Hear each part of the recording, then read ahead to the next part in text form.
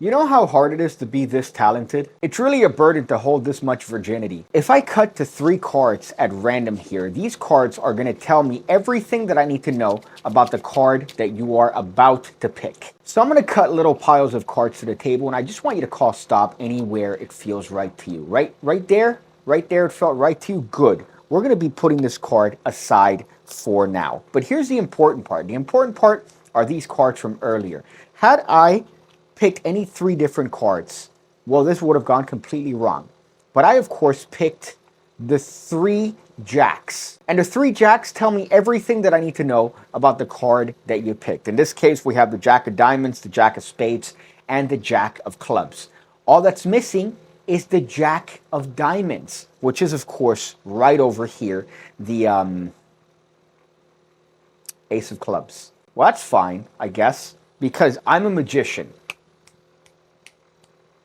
Ha, ha, ha, ha. And all these cards turn into the aces. Hak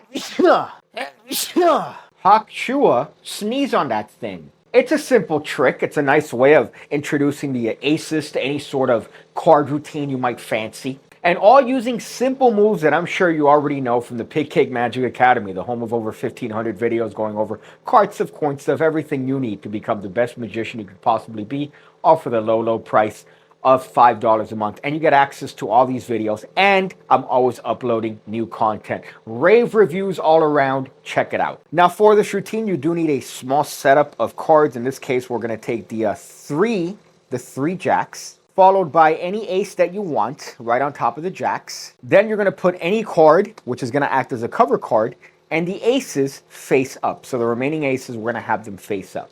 Now, all this goes on top of the deck, and you're going to be good to go. Now, the first thing you need to do is to find those cards at random. Of course, these 3 jacks, I used a routine by John Bannon. It's a great way of seemingly cutting to 3 random locations. However, all you're doing is you're cutting cards from the top of the deck. You could do that in any way you want. You could produce these cards. You could give the deck a false cut and thumb these cards off. Whatever it is that you need to have these cards placed as a prediction. And remember, these are the 3 jacks. You're not going to show it to the participant. You're going to need to force this ace as well. I like to use this 3-way force from Di Vernon, where you have a little pinky break, and it's a timing-based force. You cut a packet to the table, and you tell them in a moment, I'm going to cut piles of cards to the table. I just want you to call stop anywhere you want. And you're timing it so that when they call stop, you've managed to cut to the card. There's a lot of technique on this. There's a lot of different videos. Watch one of those. If not, you could just do any force that you like, forcing that ace of spades. Now, that card is going to go face down on the table, and you're going to execute a move to yourself. You're going to execute a slip cut, where all we're doing is just simply lifting up on half the deck and slipping that card into the middle of the pile. Now, you're doing this with the cards towards yourself as you're addressing the participants. This is going to allow you to do a packet switch without necessarily resorting to clever sleight of hand, complicated sleight of hand. Now, of course, as you're talking, mentioning as to these prediction cards being there from before we started, I'm lifting up on the natural break. You see what that does? That allows me to get a little pinky break right there below the aces. And now I could turn these cards over and show my predictions. My predictions were the jacks. And when I turn them over, I'm going to square them up on the deck, which guess what? I've now added those aces secretly behind them. And I could point out that we have the jack of diamonds, the jack of spades, and the jack of clubs. Meaning the only one that's left is, of course, the jack of hearts. And as I say that, I'm just going to simply take all the packet, so the entire cards, all 6, and turn them face down and put them back exactly where they were. Really, I've just switched in cleverly for the remaining aces. But they don't know that because they're on cough syrup. So that goes here, and then now you could go, of course, the jack of hearts.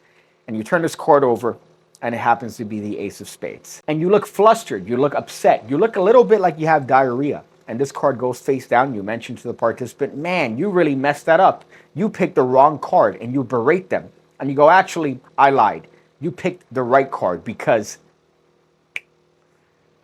And you turn these cards over, and now guess what? They are the remaining 4 aces. Now I had a bunch of different variations of this. This is the simplest. You're not doing any sort of difficult packet switch. It's built into the routine with that slip cut. You have those aces there ready for you to just turn everything face down. And this works as a perfect introduction to any ace routine that you might want to use it for. God forbid I find out that you're doing an ace assembly. I'll fight you. I'll find you where you're performing and I'll Goldberg spear you through the earth. But other than that, you got a nice little routine that all it involves is just a small little setup. And now you're into any ace trick that you want. They think you messed up. They think everything went wrong. It's a sucker trick. And you reel them in with your virginity. But that's the trick. It's a good one. It's a great one. I suggest you practice it. Nice little opportunity to practice your forces. To practice a production if you want. You could incorporate the use of a card production.